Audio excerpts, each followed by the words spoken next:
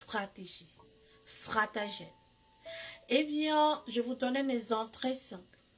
Vous pouvez vous réveiller un matin, vous regardez dans le miroir et ne pas aimer le corps que Dieu, dans sa bonté, vous a donné et décider, dans votre moment d'insécurité, de corriger ça par la chirurgie esthétique. C'est de la stratégie aussi.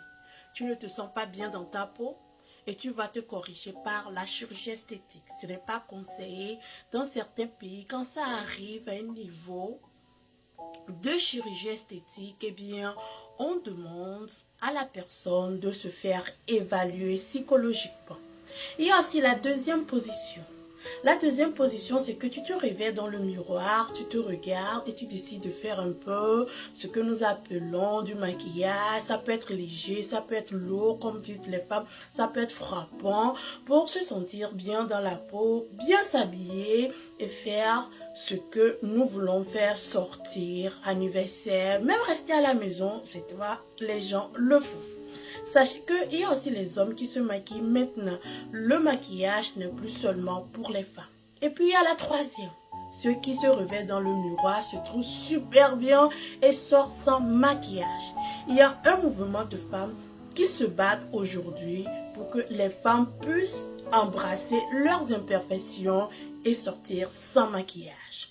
Pourquoi je vous parle de la stratégie? Pourquoi je vous donne ces exemples? Eh bien, en politique aussi, nous avons de la stratégie et nous avons du stratagème. La stratégie, eh bien, aujourd'hui, nous allons parler de la géostratégie. Qu'est-ce qu'on appelle la géostratégie? Je vous ai déjà donné un exemple, mais qu'est-ce qu'on appelle géostratégie? La géostratégie, c'est la politique par rapport à la situation géographique d'un pays, à la position d'un pays. Oui, on met beaucoup de pays ensemble et puis on voit un pays, on lui dit regarde ce pays, par rapport à sa position, on lui fait une politique spéciale. C'est l'exemple que je vous ai donné au début, de la façon dont tu te regardes dans le miroir, tu peux te faire de la chirurgie esthétique, tu peux te faire du make-up ou du maquillage, les hommes et les femmes aussi font du maquillage, ou bien sortir comme ça sans maquillage. Donc c'est de la même façon en politique, compte tenu de la position d'un pays, on peut lui faire sa propre politique. Maintenant revenons en Afrique de l'Ouest et regardons sur la carte de l'Afrique de l'Ouest. Il y a un pays à qui on a fait de la géopolitique, de la géostratégie. Eh bien, ce pays, vous le connaissez très bien. On en a parlé et c'est le Niger. Il y a eu coup d'État au Mali, il y a eu des sanctions. Il y a eu coup d'État au Burkina Faso, il y a eu des sanctions. Il y a eu coup d'État au Guinée, il y a eu des sanctions. Il y a eu coup d'État au Gabon, il y a eu des sanctions. Mais quand le coup d'État du Niger est arrivé, en plus des sanctions, on veut aller faire la guerre au Niger. On veut aller attaquer le Niger. Le sujet du Niger est resté dans les informations, que ce soit nationales, africaines, internationales, pour une longue durée de temps. Mais pourquoi?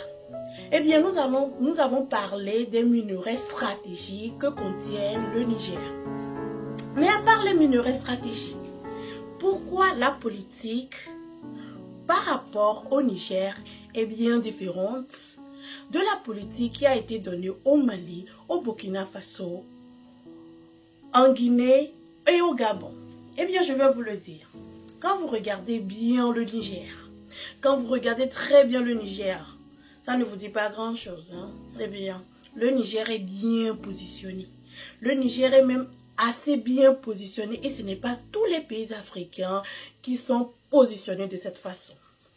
Du Niger, vous pouvez aller en Libye. Et qu'est-ce qu'il y a en Libye? Du pétrole.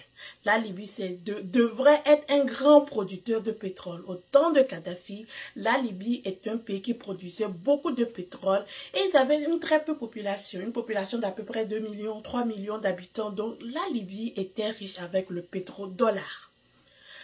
Quand vous allez en Libye, c'est facile de rejoindre l'Europe.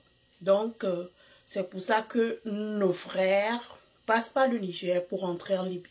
Je ne le conseille pas, c'est très dangereux. Le désert ne connaît ni frères et sœurs. Ensuite, le Niger a des frontières avec le Tchad. Qu'est-ce qui se passe au Tchad? Le pétrodollar. Le Tchad, malgré que le Tchad combat, eh bien, une rébellion, le Tchad est exportateur de pétrole, le Tchad est grand et il y a d'autres minerais aussi au Tchad. Et par le Tchad, tu peux aller au Soudan, un grand pays aussi exportateur de pétrole. Tracez ça très bien. Ensuite, du Tchad, à côté, en bas du Tchad, vous avez la Centrafrique, vous avez le Gabon, vous avez tous ces autres pays aussi riches. Du Niger seulement, hein, le Vaud, Niger, Libye, Niger, Tchad ne sont pas loin. Ces pays ne sont pas loin du Niger. Ça dépend d'où au Niger, mais ne sont pas loin du Niger. Après, le Niger a pour frontière avec le Nigeria, grand producteur de pétrole, première économie en Afrique en rivalité avec l'Afrique du Sud. Donc, de temps en temps, c'est l'Afrique du Sud, de temps en temps, c'est le Nigeria. Et au Nigeria, nous avons l'homme le plus riche d'Afrique, Dangote, dont nous allons parler dans nos prochaines vidéos. Donc, regardez, juste du Niger. Vous allez au Nigeria. Du Niger, vous allez au Bénin. Du Niger, vous allez au Burkina Faso. Donc, du Niger, vous pouvez rentrer dans le Maghreb, en Tunisie, et dans le Maghreb, en Libye, et la Libye, vers la Tunisie, ce n'est pas si long de quitter la Libye pour aller en Tunisie. C'est plus facile de quitter la Libye pour aller en Tunisie que de quitter l'Algérie pour aller en Tunisie. Vous voyez? Et ensuite, vous allez du Niger, vous allez rentrer au Tchad. Du Niger, vous rentrez au Nigeria. Du Niger, vous rentrez dans le Bénin qui vous donne le Togo, le Ghana. Du Niger, vous rentrez dans le Mali. Du Mali, vous rentrez dans le Sénégal et la Mauritanie. Seulement du Niger. Donc, quand vous avez une base au Niger, quand vous avez une base là-bas quelque part dans le désert, vous envoyez vos avions. Dans quelques heures, vous pouvez regarder l'Algérie. Vous pouvez regarder la Libye, vous pouvez regarder le Tchad, vous pouvez regarder le Nigeria, vous pouvez regarder le Mali, vous pouvez regarder le Bénin, vous regardez le Burkina Faso. Donc, on a fait une politique particulière au Niger à cause de la position du Niger, parce que le Niger est l'un de ces pays africains qui sont bien positionnés et qui ont des frontières avec l'Afrique du Nord, l'Afrique australe, l'Afrique de l'Ouest et encore, ils ont un grand désert.